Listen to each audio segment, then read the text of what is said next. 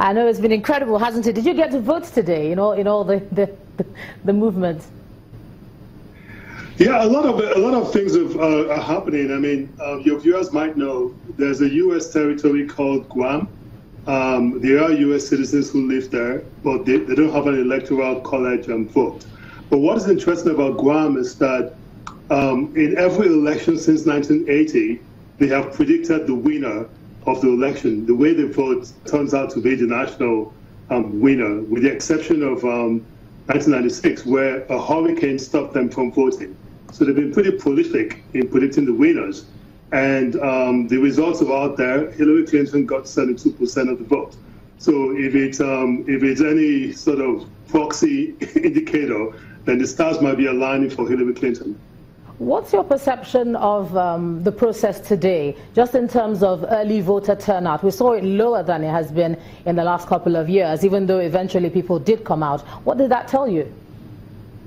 Well, it's state specific. You have to remember that a lot has changed since the last election. This is the first presidential election since the Supreme Court decided to gut out provisions of, the act that protected minorities from state, sort of state-mandated discrimination or disenfranchisement, if I can call it that.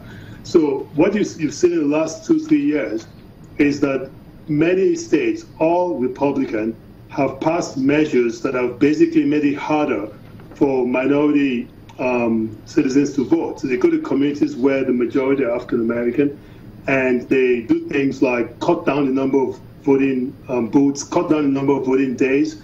They introduce voter ID laws, which you might think is reasonable, but something like 1 out of 4 black voters in many of the states don't have any form of ID, government-issued ID. So these measures have depressed the black vote. And some of that was what you were seeing when they say turnout was lower. It was harder to vote. And there's a lot of analysis and the data points that people are reviewing now. And within the same city, in the areas where they cut down the voting, polling booths and the rest of it, you saw the repression, reduced turnout. But areas where it was the same, you saw equal or increased turnout.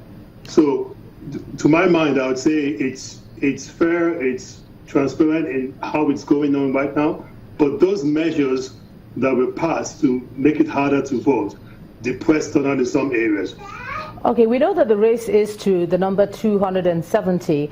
And we see Hillary Clinton there, slightly ahead there in terms of electoral college votes, at least for the moment. Is it too optimistic to say that she's almost there? What do you think? Well, it's early days, but I would say that the initial signs. Sorry, excuse me. Yeah, I know you have your baby there. Signs are basically that she's on track to win. I'll be surprised if there's any change. I guess in a few hours we will know, but she's very much on track to win the election.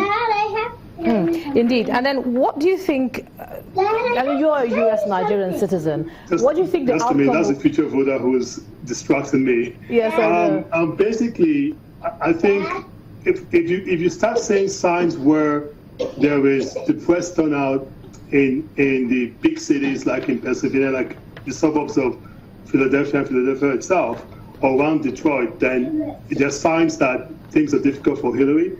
But if you don't see that, and fortunately some of the first results will show that, then it's going to be clear signs that she's on the path to victory. All right, U.S. election analyst Mr. Chika Mori, thanks a lot for joining us all the way from Washington, and continue to keep your eye on it there with your family as well. Thank you.